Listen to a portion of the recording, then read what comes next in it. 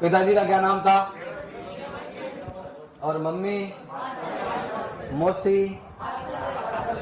गुरुजी? गुरुजी का क्या नाम था? गोरखनाथ जी। और पत्नी का नाम? कहाँ की थी? केलम कोलूमंड की। बाबूजी के क्या लगती थी? बाबूजी की भतीजे थी। गायों की रक्षा के लिए किसके साथ युद्ध किया था? किसके साथ किया था? महमूद गजनवी के साथ। क्या कह रहा है प्रताप नगर? गजनवी के साथ ही किया था क्या? तो तुम्हें पूछ ले किस लोक देवता ने अकबर के साथ युद्ध किया था, क्या बताओगे? कल्लाजी राठौर। चित्तौड़ का कौन सा शाखा? तीसरा शाखा। किसको कंधों पर बिठाया था? जयमल राठौर को। और महमूद गजनवी से युद्ध करने वाले कौन है? गोगा जी है। गोगा जी का युद्ध में सर कट गया था क्या? तो सर जहां पर गिरा वो स्थान तो क्या कहलाता है? शीर्ष मेढ़ी। और जहां पर धड़ शांत हुआ वो स्थान क्या कहलाता है? धुर मेढ़ी। तो मकबरे नुमा कौन सा है? शीर्ष मेढ़ी है या धुरमेढ़ी है? कौन सा है? धुरमेढ़ी। किसने बनवाया था धुरमेढ़ी? फिरोज तुगलक ने बनवाया था। और वर्तमान स्वरूप किसने दिया उसको? गंगा सिंह कहाँ के राजा है? बीकानेर के गंगा सिंह। और गोगा जी के मंदिर में दो पुजारी होते हैं। जो हिंदू पुजारी होता है उसको तो क्या कहते हैं? और मुस्लिम पुजारी को? बोपा कितने दिन देता है? 1 महीना देता है। और वो दूसरा वाला चायल 11 महीने रहता है। यहाँ तक हो गई थी अपनी बातें सारी की सारी। मंदिर हो गए थे सारे। और गोगा जी के जो मेला है वो कब लगता है? गोगा नवमी भादवे की शुक्ल नवमी है क्या? भादवे की कृष्ण पक्ष की नवमी है। गोगा जी किनके देवता है? सांपों के देवता है। और क्या कहते हैं गोगा जी को?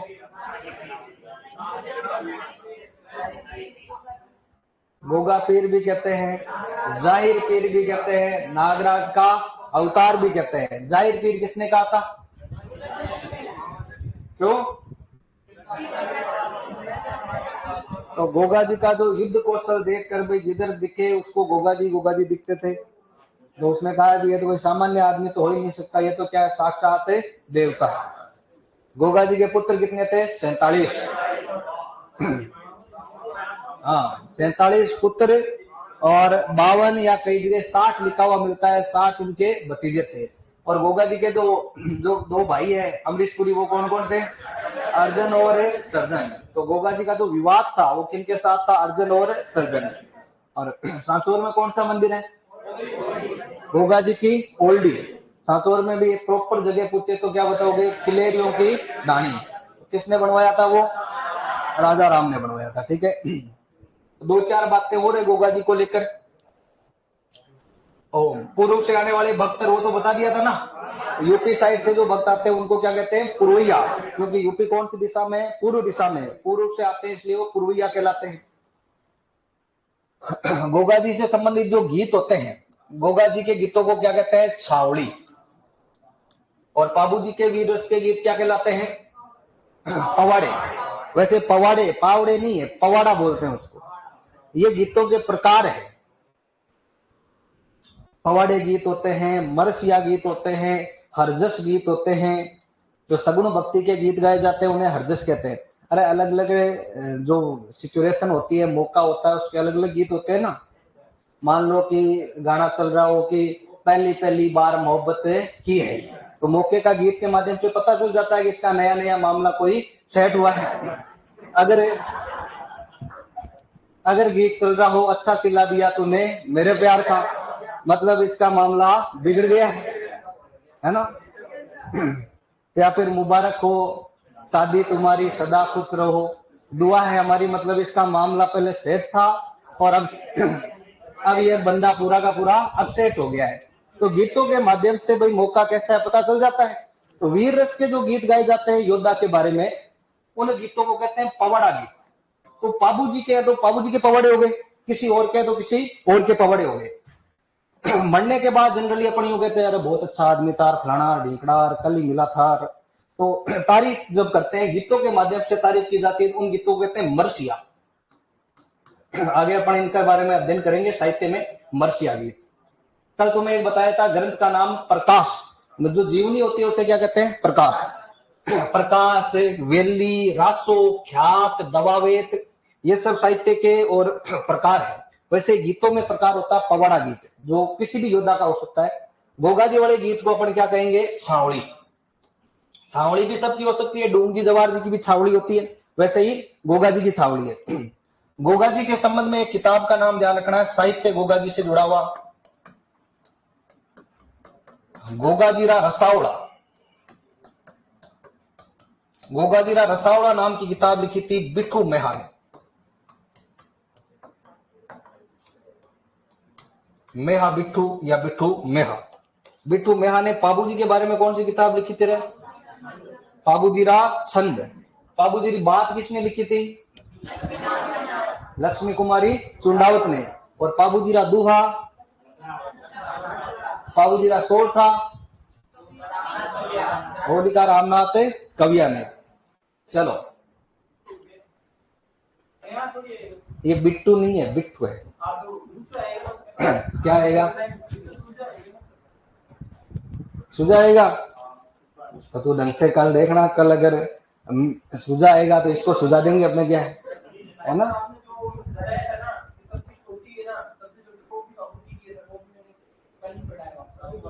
तूने जहां कल पढ़ा है ना, कहाँ पढ़ा है, उस पर लाल पेन फेंक देना तो, ठीक है? जो मैं कह रहा हूं, हाँ, सबसे छोटी सबसे बड़ी। अब यूं तो अभी मैं इसकी कॉपी में लिख दूं, ये आज से जो देश का प्रधानमंत्री है अपने ये है, फिर ये पढ़ लेगा, ये बाहर जाकर कह देगा कि मैंने पढ़ा है प्रधानमंत्री तो ये है। भाई क्या नाम है तेरा? क्या नाम है? बिंदु। हाँ, बिंदु प्रधानमंत्री। चलो, होशियार सिंह की में पढ़ा है तो मैं भोला सिंह की में से भी पढ़ चुका हूं। तो सबसे छोटी जो पढ़ है ना, देव नारायण जी की है, ठीक है ना? और अभी इस पर ज्यादा बहस करेंगे तो क्या होगा? समय खराब होगा। तो जहां पढ़ा है ना, एक बार कल और पढ़ना, और फिर अपन अगर इसको यहाँ में आया तो ज्यादा कोई बातों पर तो अपन लिख नहीं रहे ना, बातों पर नहीं लिख रहे हैं, कॉपी पर लिख रहे हैं। बस इतना सा करके यहाँ पर क्या कर देंगे? सुझा। लेकिन तो ढंग से पढ़ना है एक बार, है ना? फड़ वाला तो श्योर है, वो आपके क्या है, छोटी फड़ वही है। छोटी फड़ में वो डाक टिकट है ना, इस वजह से वो छोटी फड़ है। कई बार ये प्रश्न आया हुआ है। और प्रूफ वगैरह तो मैं वो किताबें लानी पड़ेगी जो एक दिन तुम्हें लाके दिखाई थी, है ना? तो एक बार क्या है कि हो सकता है तुमने पढ़ा हो, एक जगह और पढ़ के देख लेना, है ना? 2-3 जगह और पढ़ के देख लेना। एक जगह तो क्या पता होशियार सिंह जी लिखते लिखते थोड़ा है, हाँ, तो कोई भोला सिंह मेरे जैसा पढ़ा है तो उसकी भी मान लेना। 2-3 जगह चेक कर लेना, ठीक है? और कर कोई गलती हो जाती है, किसी से भी हो सकती है, मेरे से भी हो सकती है, आप मुझसे भी हो सकती है, हुई है गलतियां तो होती रहती है गलतियां तो, ठीक है? तो ये बिट्ठू मेहा है। ऑथेंटिक तो दो ही चीजें हैं आपके, ठीक है? एक तो माध्यमिक शिक्षा बोर्ड और एक हिंदी ग्रंथ अकादमी, उनमें इतनी चीजें लिखी हुई नहीं है। एक दिन तुम आया नहीं होगा, उस दिन हिंदी ग्रंथ अकादमी की 2 किताबें लाया था मैं, तुम्हें बताया था भाई। बिट्टू मेहा ही है। और क्या पता भाई, मैं रात को थोड़ा है,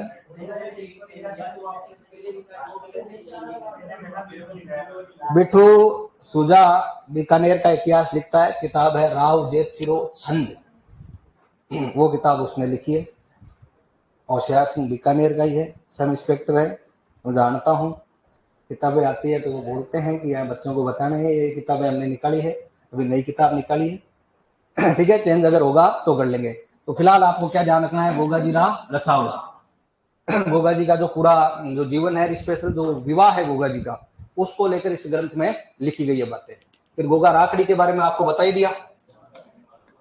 कितने गांठ होती है गोगा राखड़ी में? 9 गांठ होती है। गोगाजीरी फड़, वैसे देखो गोगा जी की फड़ होती नहीं है, फड़ पॉपुलर है आपके बाबू जी की और देव नारायण जी की, रामदेव जी की और भैसासुर की। ये 3-4 फड़ के प्रश्न आते हैं। फिर भी बाय चांस आ जाए कि गोगा जी की फड़ का वाचन किया जाता है। तो बाबूजी वाली फड़ का वाचन किस वाद्य यंत्र के साथ होता था? और गोगा जी की जो फड़ है, गोगा जी की फड़ का जो वाचन है ये किया जाता है आपके डेरू वाद्य यंत्र के साथ।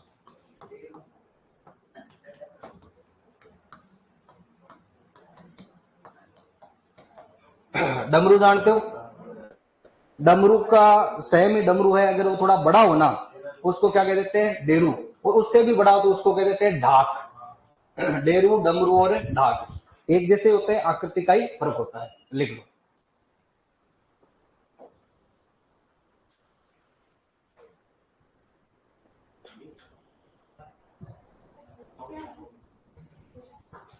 कौन सा? हाँ, रसावला। ये 3 से 4 बार प्रश्न आया हुआ है, एग्जामिनर प्रश्न देता है तो ये आपको देखता है गोगाजीरा रावड़ा। वो रावड़ा नहीं है, वो क्या है? रसावला नाम की किताब है।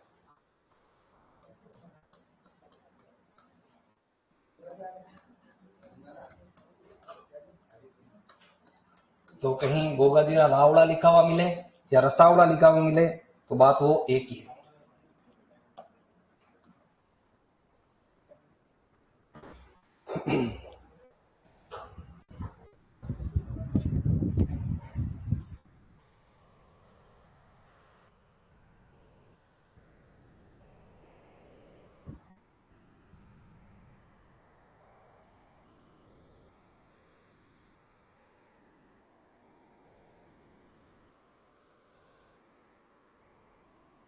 बातें ने भी फटाफट लिख लो, फिर आगे चलते हैं।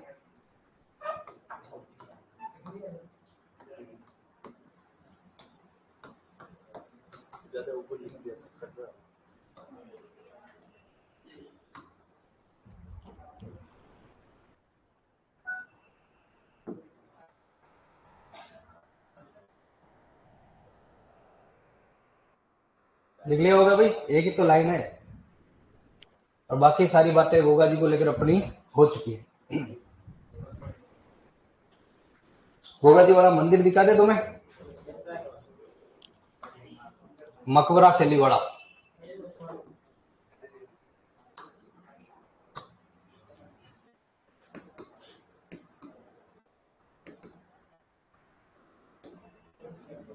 मंदिर को क्या कहते हैं? टेम्पल।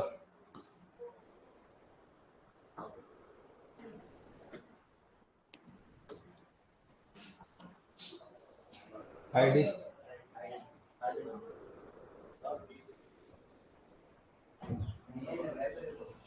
क्या लग रहा है? नया लग रहा है। ये गोगा बेटी वाला ही है, ददरेवा वाला है, ददरेवा लिखा हुआ है, गोगा मेडी लिखना पड़ेगा। गोगा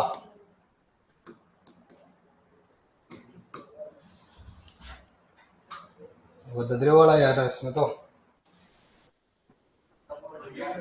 ये वाला है। यही है वो मंदिर वैसे, ये रहा।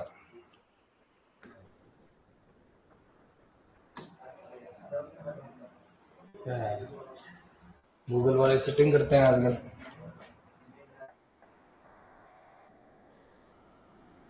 ये मान लो, अब इसको खोलते हैं तो फेसबुक खुल जाती है।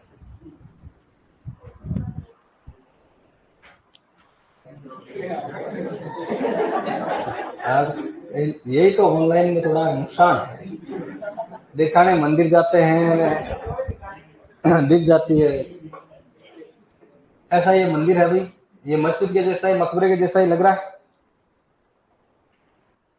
दो धर्मशाला वगैरह लगे हैं।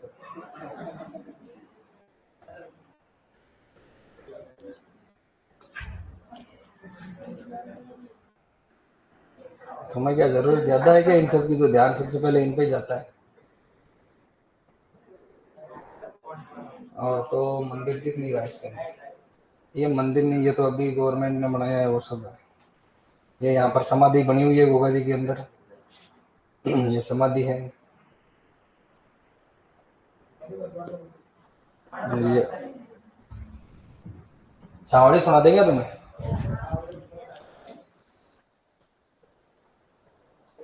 मतलब तुम्हारे पास मोबाइल है, फिर देख लेना, ऐसा सा है ना।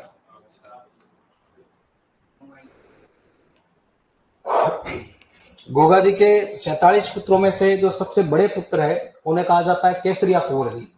वो भी सर्पदंश का इलाज उनके मंदिर में भी हो जाया करता है। तो केसरिया कुंवर जी भी एक लोक देवता है। एक लाइन ऐड कर लो, ये गोगा जी के 47 पुत्र। क्या कल नहीं था क्या तो क्लास में? गोगा जी की 17वीं पीढ़ी में एक व्यक्ति था जिसका नाम था कायम सिंह। कायम सिंह ने इस्लाम स्वीकार कर लिया, औरंगजेब के टाइम की बात है। फिर उसे कायम सिंह के जो वंशज है ना, वो क्या कहलाए? कायम खान। अब है मुस्लिम वो, लेकिन उनके आज भी जो तौर तरीके रीति रिवाज है बहुत सारे हिंदुओं से राजपूतों से मिलते जुलते हैं। कायम खानी मुस्लिमों के अंदर होते हैं, लेकिन वो पहले क्या थे? चौहान थे। कायम सिंह के वंशज, इसलिए वो क्या कहलाए? कायम खान। गोगा जी के पुत्र, गोगा जी के 47 पुत्र व 52 भतीजे। 52 कई जगह ये संख्या 60 भी आती है। 52 या 60 भतीजे गजनवी के साथ युद्ध करते हुए वीर गति को प्राप्त हुए।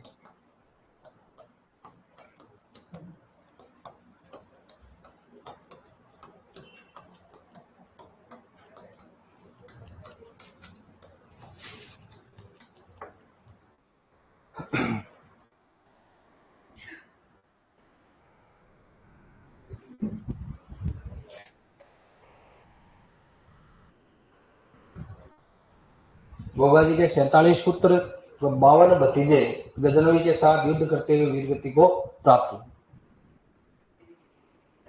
गोगा जी की तरफ से लड़े। हाँ तो क्या हुआ? तो बाप नाजुक में निकल जाएगा, पूरा आगे नाजुक में निकलेगी है?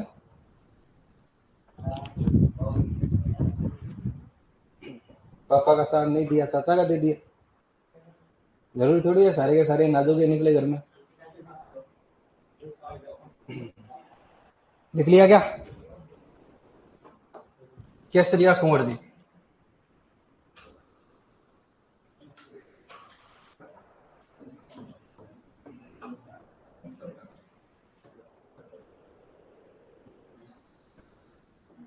ये कौन है? तो गोगा जी के ज्येष्ठ पुत्र है। गोगा जी के पुत्र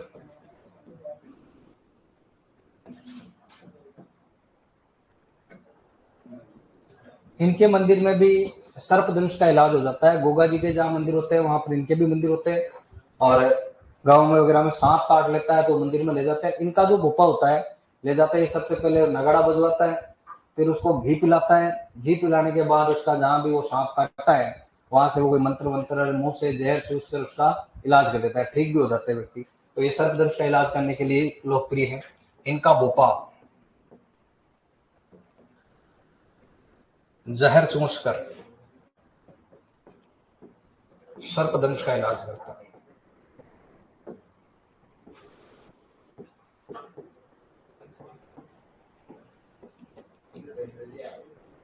और इनके मंदिर, एक तो ददरेवा में इनका प्रसिद्ध मंदिर है, एक हनुमानगढ़ में जगह है ब्रह्मसर, वहां इनका मंदिर है।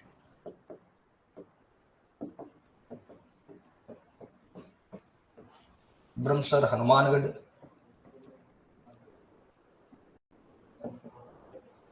ददरेवा चूरू।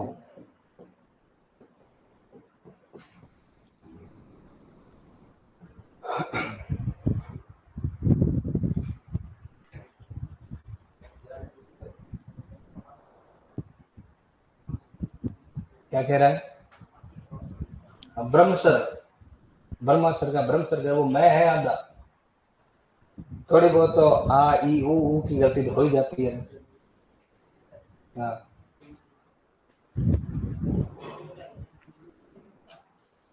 जब इंग्लिश से हिंदी में लिखेंगे ना एग्जाम में तो ब्रह्मासर ही आएगा वहां पर। अंग्रेजी में तो ब्रह्मसर क्या होता है? ब्रह्मासर ही होता है। एग्जामिनर भी तो गलतियां करेंगे, फिर वहां पर किसको कहोगे? तो पहले से आदत पड़ जाए तुम्हें तो ठीक है ना, एग्जाम में अनकंफर्टेबल नहीं रहोगे, ठीक है गलतियां होती आई है, माहौल सेट रहेगा तुम्हारे। लिख लिया होगा। तो गोगा जी का यहाँ पर अपने चैप्टर क्लोज। अगले लोक देवता 5 पीरों में और कौन कौन है?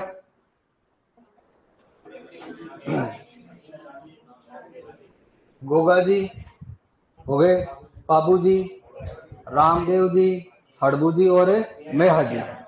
तो अगले लोक देवता की अपन बात करेंगे रामदेव जी। बाबू जी राठौड़ राजपूत थे, गोगा जी चौहान राजपूत है और रामदेव जी तंवर राजपूत। हाँ पूछो, कोई डाउट नहीं, इससे डाउट हो ही नहीं सकता।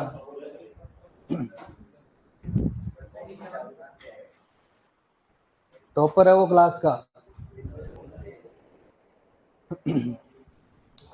अभी अगर कोई एग्जाम होता है आसपास तो आपके क्वेश्चन पूछा जा सकता है रामदेव जी का। थोड़े दिन पहले जब अपने ये लोकसभा चुनाव चल रहे थे तो मोदी जी क्यों है कि सब जगह आते हैं तो मोदी जी सबसे पहले यही कहते हैं, मान लो अजमेर आए, नागपाट से मेरा बहुत पुराना नाता रहा है, प्राचीन काल में यहाँ पर मैं नागों के साथ डांस किया करता था। मोदी जी के आसपास में पूरी रिसर्च करके आते हैं, कहीं भी जाओ पूरा भाषण देते हैं। अब क्या पता उन्होंने बोला या जो वीडियो वायरल हुए ओरिजिनल था क्या था पता नहीं। तो रामदेव जी का जन्म कश्मीर में हुआ, कश्मीर का हमारा नाता रहा है, कश्मीर में हमारे रामदेव जी का जो जन्म स्थान है ना, बाड़मेर में शिव के पास में दो गांव है, एक का नाम उड़ू, एक का नाम है काश्मीर। तो उनको संयुक्त रूप से बोलते हैं उड़ू काश्मीर, ठीक है। तो इनका जन्म तो बाड़मेर वाले उड़ू काश्मीर में हुआ, और मोदी जी के हिसाब से या जो भी वो वायरल चीजें हुई उनमें कश्मीर अपना वो बड़ा कि रामदेव जी का जन्म कहाँ पर हुआ, कश्मीर। कश्मीर के अपने लोक देवता कहाँ पर आ गए, बाड़मेर आ गए। तो ये चर्चा में रहा खूब। तो यहाँ से, और शिव हॉट सीट थी भाई इस बार विधानसभा चुनाव में भी और लोकसभा वाले में खूब चर्चा में मीडिया में रहा। तो उस शिव तहसील में ही गांव पड़ता है उड़ू काश्मीर, वहां के हैं अपने रामदेव जी। तो यहाँ भी once upon a time there was a king और एक रानी, एक था राजा और एक थी रानी। एक ही समस्या थी, उनके कोई संतान नहीं थी। हाँ चलो पहले आधार कार्ड की बात कर लेते हैं अपन रामदेव जी के। जन्म, इनका जन्म हुआ उड़ू काश्मीर, उड़ू काश्मीर गांव है शिव तहसील में, बाड़मेर जिले की शिव तहसील में उड़ू काश्मीर गांव है।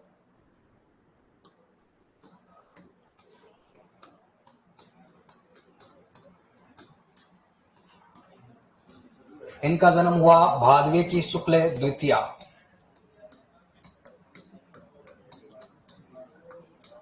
और इस भादवे की शुक्ल द्वितीया को बाबेरी बीज कहा जाता है। ये थोड़ा थोड़ा मतलब वहां का गुजराती का प्रभाव है, दूध को बीज कहते हैं। पिता का नाम था अजमाल जी,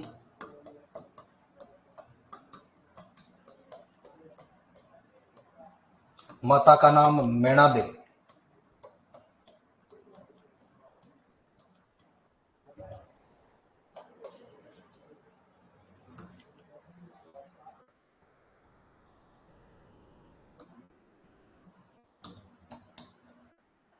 पत्नी का नाम नेतल दे।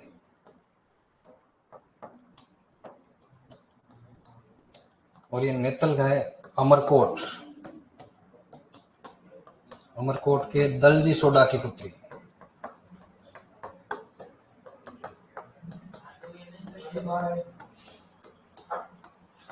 हाँ बाबू जी का ससुराल भी कहाँ पर था, अमरकोट सोडू के यहाँ, और रामदेव जी का ससुराल भी अमरकोट सोडू के यहाँ।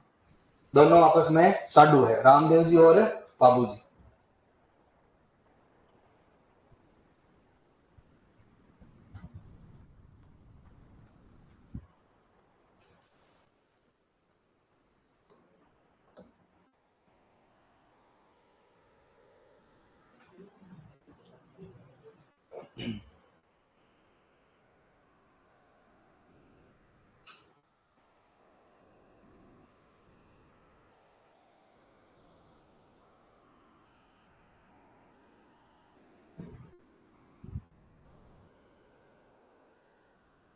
देख लिया क्या?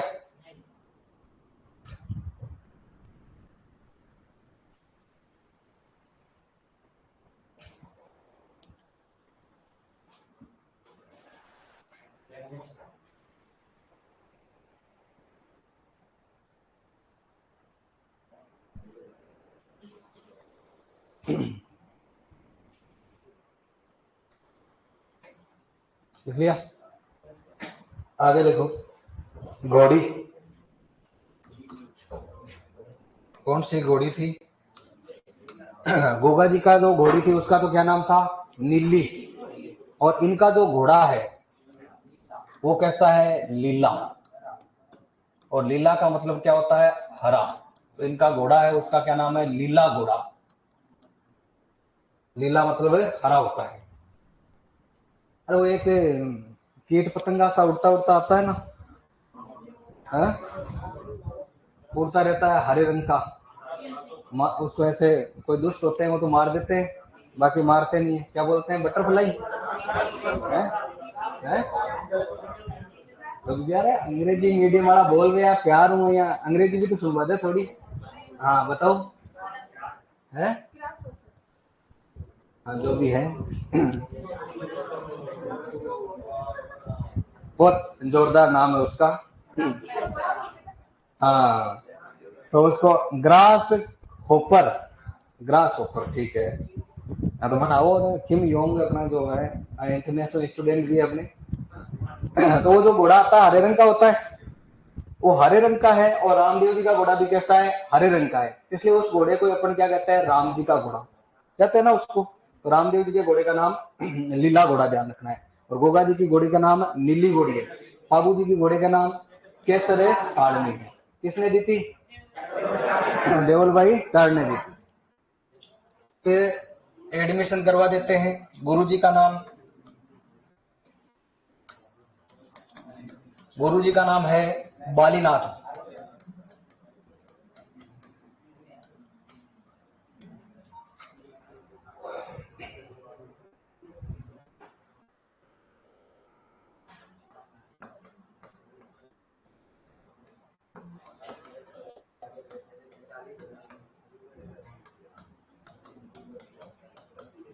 पीछे भाई बात नहीं।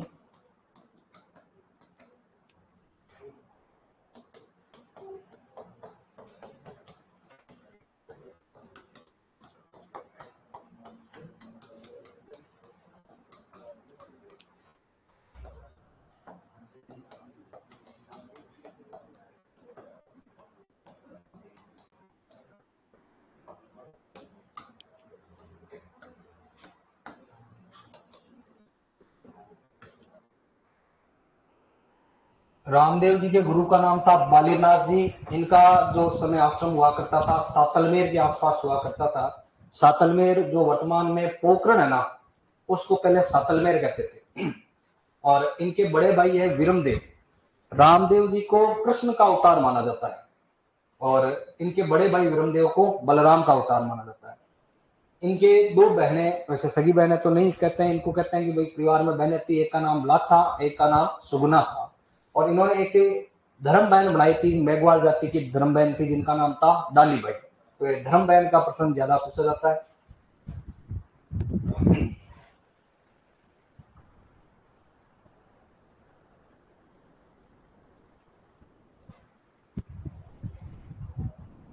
अगर भजन और गीत टाइम पर सुन लो तो ये यहाँ पर रखना ही नहीं पड़े, है ना। तो गीतों में भजनों में आता है ना, माता मेणा देरा लाल अजमाल जीरा कौरा नेतलरा बरतार। बरतार का मतलब क्या होता है? पति। तो इनकी पत्नी का नाम क्या था? नेतल। नेतल के बरतार मतलब है रामदेव जी। पिता का नाम अजमाल जी और माता का नाम क्या था? मेणा देवी।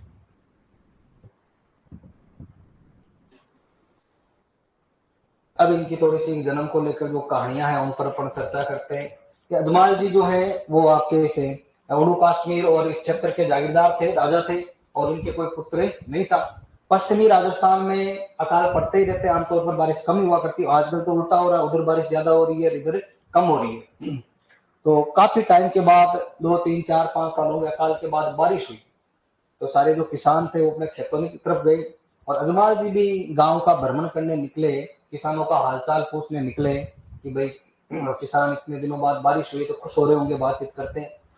तो जब अजमाल जी अपने महल से आ रहे थे और कुछ किसान जो खेतों की तरफ जा रहे थे आमने सामने हुए, तो किसान जो खेतों की तरफ जा रहे थे ना वो वापस मुड़ गए और किधर चले गए? घर की तरफ। अजमाल जी ने पूछा उनको कि भाई बारिश हुई है, आपको कहाँ जाना चाहिए, खेतों में। इतने अकाल के बाद तो मुश्किल से बारिश हुई है, अब तो खुशी के दिन है, तुम घर क्यों जा रहे हो। तब उन्होंने कहा कि महाराज अब आपको क्या ही कहें, लेकिन अब आपका मुंह देख लिया है तो वैसे भी कुछ होना ही नहीं है, अकाल ही पड़ना वापस। ऐसी मान्यताएं, ऐसी मतलब धारणाएं चला करती, जो निसंतान है, निपुत्र है, उसका मुंह देखना क्या अच्छा सुकून नहीं माना जाता, कि अब सुबह सुबह आपको देख लिया है तो वैसे अकाल ही पड़ना है, तो फालतू में मेहनत करके करनी क्या है। तो मतलब जो वहां की जनता थी वो देखना पसंद किसको नहीं करती थी, अजमाल जी को। और अजमाल जी भगवान कृष्ण के बहुत बड़े भक्त थे, उनको यूं ये बात बहुत बुरी लगती है, ठेस पहुंचती है, वो तुरंत वहां से निकले, कहां चले गए, द्वारिका।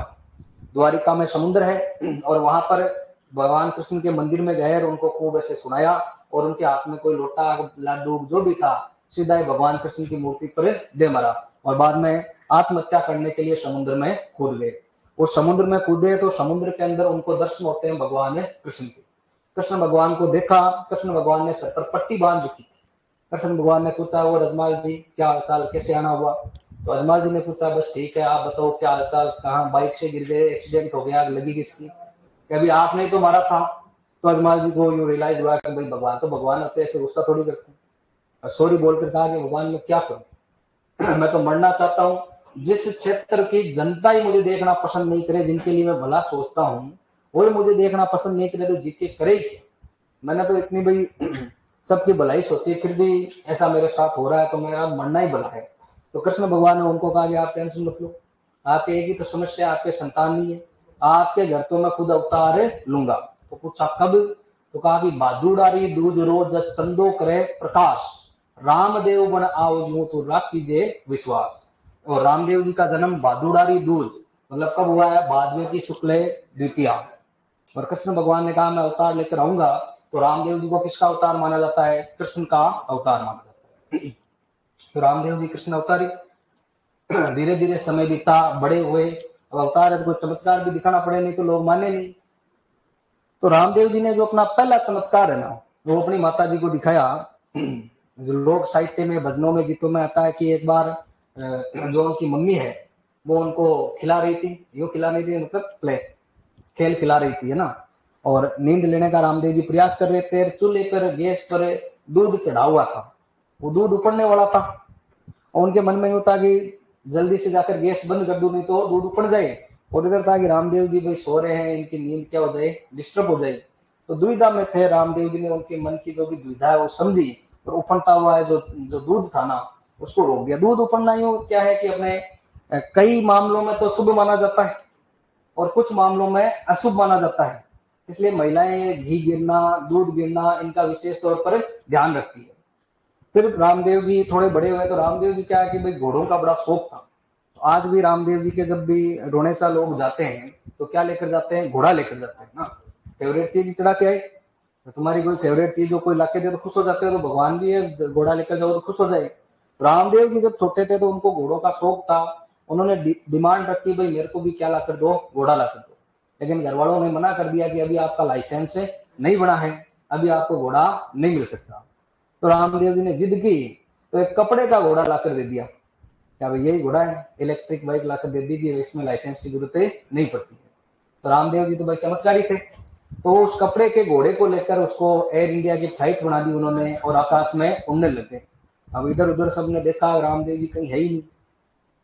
फिर किसी ने देखा कि वो फ्लाइट तो ऊपर चल रही है, तो जिसने वो घोड़ा बनाया उसको पकड़ के ले आएगी, तो इधर आ तो वही कोई जादू टोना करने वाला है, हमारे बच्चे को आकाश में उड़ा दिया, मंत्र वंत्र पढ़ के वापस ला। वापस ला तेरे घोड़े को। तो रामदेव जी ने लैंड करवाया, घोड़ा रखा कि टेंशन लेने की जरूरत नहीं, आपको पता नहीं कि मैं कौन हूँ, कृष्ण का अवतार हूं ना, ये तो छोटा मोटा घोड़ा है, इससे मोटे मोटे घोड़े उड़ा सकता हूँ मैं तो फिर रामदेव जी ने चमत्कार चर्चा आसपास में फैलने लग गई। रामदेव जी का आगे चलकर बहुत बड़ा भक्त हुआ लाखू बिरजारा, या लक्की बिरजारा जिसको कहते हैं। बिरजारा व्यापारिक जाति हुआ करती जो इधर उधर घूम फिर कर अपना सामान बेचा करती थी। तो उस जमाने में भी और आज के जमाने में भी खाने पीने की चीजों पर टैक्स थोड़े कम लगते हैं, और बाकी जो एक्सपेंसिव चीजें होती है ना उन पर टैक्स ज्यादा लगते हैं।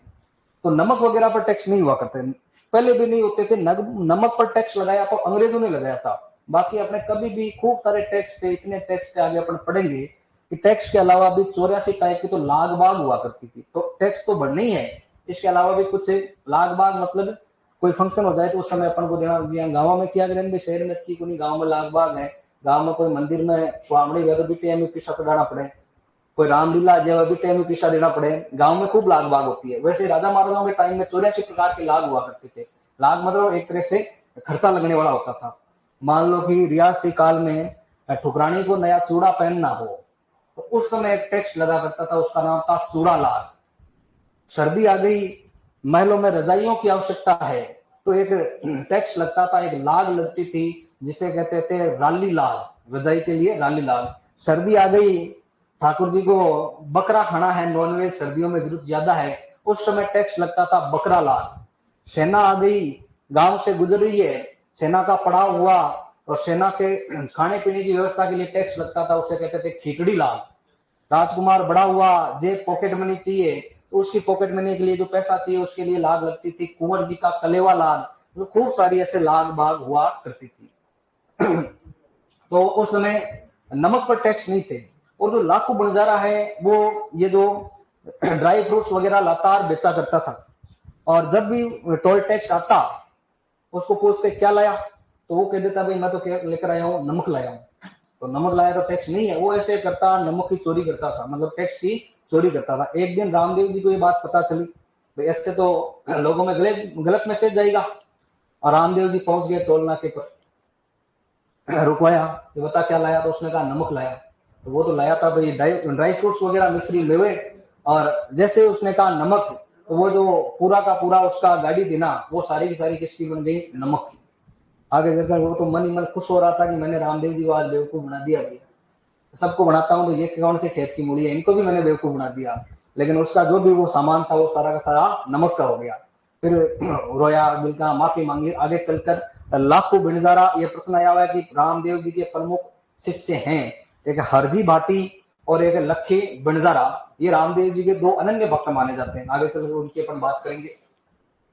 तो रामदेव जी ने ये तो अपने देवता वाले चमत्कार दिखाए यूं बचपन के। फिर रामदेव जी के सबसे जो पॉपुलर चमत्कार के अंदर आता है कि रामदेव जी जब अपने गुरु के आश्रम में थे बालीनाथ, बालीनाथ जी के आश्रम में थे, मतलब कौन से क्षेत्र में थे, सातलमेर क्षेत्र। ये जो सातलमेर है वर्तमान में ये हो गया पोखरण। यहां पर जब थे, यहां पर एक दुष्ट व्यक्ति रहा करता था जिसका नाम था भैरव। अब भैरव के काम ही ऐसे थे इसलिए इसको लोग क्या कहते थे, भैरव राक्षस। मतलब आदमी था लेकिन गायें चोरी कर लेता, लोगों को पैसा उधार देके फिर परेशान करता था। मान लो कोई के ये तो गऊ आदमी है तो उसके कोई सींग और पूंछ थोड़ी होती है, उसका व्यवहार कैसा है, गऊ आदमी जैसा। ये राक्षस प्रवृत्ति का आदमी था, लोगों को परेशान किया करता था, गायों को चोरी कर लेता था। तब रामदेव जी ने इस क्षेत्र का जो ये राक्षस था, मतलब उस जमाने का हिस्ट्री शीटर था, गैंगस्टर था, इनके गुरुजी ने इनको कहा कि भाई आजकल जो भैरव है ना वो तो बहुत बड़ा राक्षस बन गया है, दुष्ट हो गया है, इस भैरव के आतंक से क्या करना चाहिए, इस क्षेत्र की जनता को मुक्त करना चाहिए। तो रामदेव जी ने कहा कोई बात नहीं, इसका एनकाउंटर तो मैं ही करूंगा। तो रामदेव जी ने सातलमेर की जनता को किसके आतंक से मुक्त करवाया था, भैरव राक्षस। तो ये प्रश्न पूछा जाएगा तुमसे। तो सातलमेर वर्तमान में क्या है, पोखरण। तो किसका वध किया है, भैरव राक्षस का। उस समय इस मारवाड़ क्षेत्र जिसे मांडधरा कहा जाता, उस क्षेत्र के राजा थे मल्लीनाथ जी। आगे लोक देवता के रूप में पढ़ेंगे, मालदेव राठौड़ उनका नाम था। और लोक देवता के रूप में जब उन्होंने संप्रदाय अपना चलाया तो वो मल्लीनाथ के नाम से लोकप्रिय हुए थे। तो मल्लीनाथ जी वहां के राजा थे। मल्लीनाथ जी ने रामदेव जी को जागीर दे दी थी, कौन से गांव की, सातलमेर। तो रामदेव जी थे तो कहाँ के, उड़ू कश्मीर के, और जागीर कौन से मिली, सातलमेर की। इससे भी ज्यादा आपसे प्रश्न पूछ सकता है कि रामदेव जी के समकालीन लोक देवता कौन से हैं। तो एक तो जागीर दे रहे हैं कौन, मल्लीनाथ जी, वो समकालीन है। एक आगे अपन पढ़ेंगे हड़बू जी, जो रामदेव जी के मौसेरे भाई थे। तो दो लोक देवता साथ साथ ही काम करते हैं। हड़बू जी तो क्लासमेट ही थे रामदेव जी के, आगे उनकी बात करेंगे। रामदेव जी ने रहना स्टार्ट कर दिया कहां पर है, सातलमेर। रामदेव जी की जो एक भतीजी है, भतीजी का नाम तो स्पष्ट याद नहीं है अभी, वीरमदेव की पुत्री, जब उनका विवाह हुआ तब उस भतीजी का कहना था कि भाई मैं तो इस क्षेत्र को छोड़ के नहीं जाऊंगी, मुझे ये क्षेत्र बड़ा प्रिय है। और रामदेव जी ने कहा कि हम बहन बेटी के घर का पानी पी नहीं सकते। तो रामदेव जी ने ये जो सातलमेर है ये अपनी भतीजी को दहेज में दे दिया। तो रामदेव जी ने सातलमेर छोड़ दिया और नया रामदेव जी एक गांव बसाते हैं। उस गांव का नाम क्या है? रुणेचा। ये गांव तो रामदेव जी को जागीर में मिला। किसने दिया था? मल्लीनाथ जी ने। गांव का क्या नाम है? सातलमेर। वर्तमान में किस नाम से जाना जाता है? पोखरण। जैसलमेर में जानते होंगे, परमाणु परीक्षण वाला। और रामदेव जी ने जो गांव बसाया वो गांव कौन सा है? रुणेचा। और बाबा रामदेव जी के जो मंदिर होते हैं उनको क्या कहा जाता है? देवरा। इस वजह से इस रुणेचा को वर्तमान में किस नाम से जाना जाता है? रामदेवरा। रामदेवरा जिला है इसका, जैसलमेर। अब पश्चिमी राजस्थान में समस्याएं क्या है? सबसे बड़ी समस्या है पानी की। तो रामदेव जी ने सबसे पहले, मैं तुम्हें रोज ही कहता हूँ पानी तो बड़ा इंपॉर्टेंट है। जहां जल है वहीं क्या है? फल है। निवास वहीं होता है जहां क्या होता है? पानी। इसलिए प्राचीन जो सभ्यता है वो कहाँ विकसित हुई थी? नदियों के किनारे विकसित हुई। आप कोई सी भी सभ्यता उठा के देख लेना, कालीबंगा, सिंधु घाटी, सारी की सारी क्या है? किसी न किसी नदी के किनारे है। तो रामदेव जी ने इस रुणेचा में एक तालाब बनवाया था। उस तालाब का वर्तमान में नाम आता है राम सरोवर। तो रामदेव जी ने गांव तो कौन सा बनवाया? रुणेचा। तालाब कौन सा बनवाया? राम सरोवर। और रामदेव जी यहीं पर शिफ्ट हो गए और रामदेव जी का अनुयायी बाद में यहीं पर रहने लगे। तो कुल मिला के बात अपन को यहाँ से, एक तो रामदेव जी का जो इंट्रोडक्शन है वो याद रखना, आगे खूब सारी बातें अपन को पढ़नी है। जन्म स्थान पूछे तब तो कौन सा कश्मीर बताना है? उड़ू कश्मीर। जम्मू कश्मीर नहीं है। कौन सा कश्मीर में? उड़ू कश्मीर में। कौन से जिले में? बाड़मेर। जन्म कब हुआ है? भादवे की शुक्ल द्वितीया। या आरपीएससी ने प्रश्न पूछा, बाबेरी बीज का संबंध किस लोक देवता से है? तो बाबेरी बीज का संबंध किससे है? रामदेव जी। क्या है? रामदेव जी का इस दिन हैप्पी बर्थडे है, जन्मदिन है इस दिन। पिताजी का नाम अजमाल जी, माता का नाम मैणा दे। और ऐसा भी प्रश्न आया हुआ है, लोक साहित्य में नेतलरा भरतार किसे कहा जाता है? तो भरतार कहते हैं पति को। नेतल के पति कौन है? रामदेव जी। तो इनकी पत्नी का नाम क्या बताओगे? नेतल देव। फिर अपन ने बात की रामदेव जी के पास एक घोड़ा था। कैसे रंग का था? हरा। इसलिए उस घोड़े को कहते हैं लीला घोड़ा। किसके पास एडमिशन लिया था? बालीनाथ जी। और इनके बड़े भाई का नाम वीरमदेव। और बहन, सगी बहन तो कौन है? लासाबाई और सुगनाबाई। धर्म बहन किसको बढ़ाते हैं? डालीबाई। और पोखरण या सातलमार क्षेत्र की जनता को किसके आतंक से मुक्त करवाते हैं? कौन सा राक्षस था? भैरव राक्षस। और रामदेव जी को सातलमेर की जागीर कौन देता है? मल्लीनाथ जी देते हैं। रामदेव जी ने सातलमेर किसको दे दिया? अपनी भतीजी को। और नया नगर कौन सा बसाया? रुणेचा। वहां पर तालाब कौन सा बनाया? राम सरोवर। तो रुणेचा गए हुए तो वहां पर एक तालाब है ना, मंदिर के समाधि है रामदेव जी का, वहां पर समाधि स्थल है। जन्म स्थल तो कौन सा है? उड़ू कश्मीर है। और वहां पर रामदेव जी ने लिए समाधि, अंतिम समय बिताया वहां पर। तो वहां पर जो तालाब है, रामदेव जी कुष्ठ रोग निवारक देवता माने जाते हैं। कोड जिसको बोला जाता है, चर्म रोग मान लो, स्किन की बीमारी हुआ करती थी। ये जो रामदेव जी की पत्नी है ना, नितल देव, ये भी बीमार रहा करती थी। इन्हें कुष्ठ रोग था। तो रामदेव जी के जितने भी चमत्कार से आसपास में जब रामदेव जी लोकप्रिय हुए, तो रामदेव जी इधर अमरकोट साइड में गए हुए थे।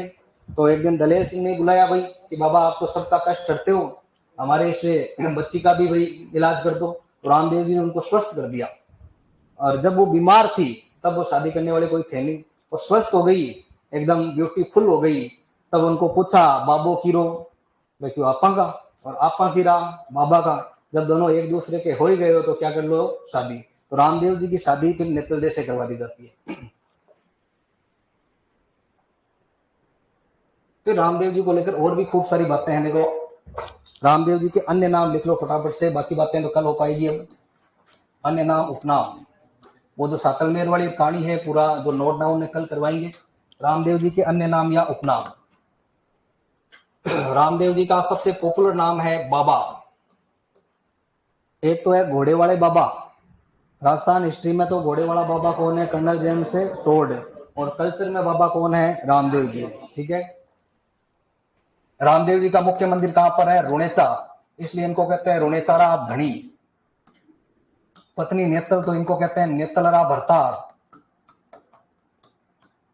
किसके अवतार हैं? कृष्ण के। तो विष्णु कहीं लिखा हुआ है तो उसको भी लाल पेन से काट देना। और जब ऑप्शन में कृष्ण नहीं हो और विष्णु हो तो अपन क्या कर सकते हैं? विष्णु, क्योंकि कृष्ण भी किसके अवतार माने जाते हैं? भगवान विष्णु के।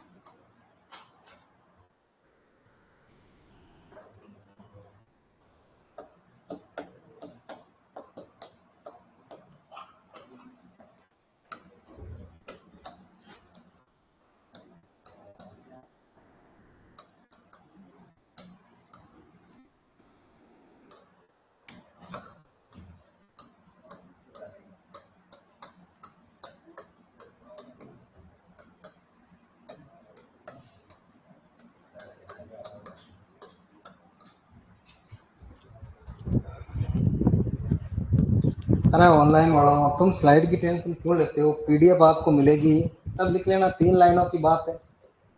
ऑनलाइन में तो आप जितनी बार चाहो देख सकते हो, डबल स्पीड में, 4 स्पीड में, जैसे आप कंफर्टेबल हो, सो के, उठ के, बैठ के, छत पे, कमरे में, कहीं भी जाकर देखो ना आराम से। तो पीडीएफ अपलोड होगी, पीडीएफ में से देख लेना। ऐसे तुम वो पता नहीं कहाँ चला गया पीछे, फिर ये जो अभी लिख रहे हैं वो कहेंगे वो वाली स्लाइड लगा दो, आप कहोगे वो वाली स्लाइड लगा दो।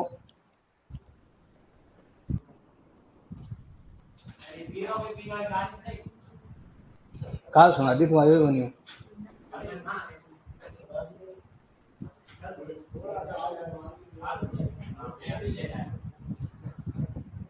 कल ही लेट आया था क्या तुम? ये कह रहा है कल सुना दी क्या? मैं था क्या कल? इसको पता नहीं कि ये क्लास में था। हाँ हाँ, तेरे बिना तो कैसे सुना सकते हैं। लिख लिया क्या? तो पीरों का पीर जब रामदेव जी के चमत्कारों की चर्चा आसपास होने लग गई, रामदेव जी के चमत्कार वे सबने कहा, आजकल तो जो क्वेश्चन आ रहे हैं एग्जाम में सारे के सारे किसके नोट से आ रहे हैं? रामदेव जी। तो चर्चा हो ही जाती है कौन सी गाइड ज्यादा चर्चा में है, किसके नोट ज्यादा चर्चा में है। तो मक्का से पीर आए, तो पीरों ने रामदेव जी को पूछा, है रामदेव जी क्या बात है, आजकल तो बहुत वायरल हो रहे हो, बहुत चमत्कार दिखा रहे हो, हमें भी कोई चमत्कार है दिखाओ। तो रामदेव जी ने कहा, भाई चमत्कार जैसे कोई बात ही नहीं, हम तो लोगों का भला करते हैं, बढ़िया तन मन धन से पढ़ाते हैं, तो क्वेश्चन आ ही जाते हैं, बालक पढ़ते हैं, उसमें क्या है कि नहीं भाई कोई ना कोई चमत्कार तो आपको दिखाना पड़ेगा। तो रामदेव जी ने कहा, देखो चमत्कार जैसी कोई बात नहीं है, खाना वाना खाना हो, बड़ी दूर से आए हो, नाश्ता पानी करना हो तब बैठ जाओ। फिर उन्होंने कहा ठीक है पहले नाश्ता ही कर लेते हैं, खाना लगवाओ। तो रामदेव जी ने जैसे ही खाना लगवाया, बर्तन वगैरह रखे, फिर उन्होंने कहा कि रामदेव जी इन बर्तनों में हम खाना नहीं खाते हैं। रामदेव जी ने देखा एकदम चकाचक बढ़िया धुले हुए हैं, इनमें नहीं खाते तो किन में खाते हो? तो कहा कि हम तो हमारे जो स्पेशल बर्तन है ना सोने के, उनमें ही खाते हैं। कि निकालो बैग से, कहाँ पर है? तो बैग में तो लाए ही नहीं वो बर्तन, तो कहाँ रह गए? मक्का रह गए। तो मक्का रह गए तो फिर बर्तन लाए नहीं, तो फिर कहाँ से लाए? फिर भी हम तो उनमें ही बर्तन में खाना खाएंगे, अब बैठ गए हैं खाना खाए बिना तो क्या ही उठे। तो रामदेव जी ने कहा कि बस 5 मिनट आप वेट करो, अभी एयर इंडिया की फ्लाइट आ रही है, उसमें आपके क्या आ जाएंगे? बर्तन आ जाएंगे। तो वो जो बर्तन है मक्का से रामदेव जी ने इन पीरों के लिए मंगवा दिए। और रामदेव जी का ये चमत्कार देखकर ये पीर कहते हैं कि मैं तो पीर हाँ और थे पीरा का पीर, हम तो सब पीर हैं और आप क्या है? पीरों के भी पीर हो। तो मक्का से आए हुए पीरों को जब चमत्कार दिखाए तो उन्होंने एक टाइटल दे दिया, पीरों का पीर। और यहीं पर इस स्थान, ये रुणसा के पास में स्थान कहलाता है पंचपीपड़ी। पंचपीपड़ी नामक स्थान है। और रामदेव जी ने यहाँ पर्चा दिखाया तो यहाँ पर एक बावड़ी बनी हुई है जिसका नाम है पर्चा बावड़ी। तो जैसलमेर रुणेचा में 2 तालाब या 2 बावड़ी जानते हो? एक जल स्थापत्य होता है, मतलब कुआं होता है, उसमें उतरने के लिए क्या लगी रहती है? सीढ़ियां, उसे बावड़ी कह देते हैं, ऊपर महल वगैरह बना के कलात्मक बना देते हैं। तो रुणेचा में एक तो जल स्रोत है, कौन सा? राम सरोवर, और एक है पर्चा बावड़ी। लिख लिया ये? अब बाकी की बातें अपन करेंगे नेक्स्ट क्लास में। हो गया ना टाइम? अभी वो आएंगे बंद करवाने, उससे पहले अपन बंद कर देते हैं भाई, हैं?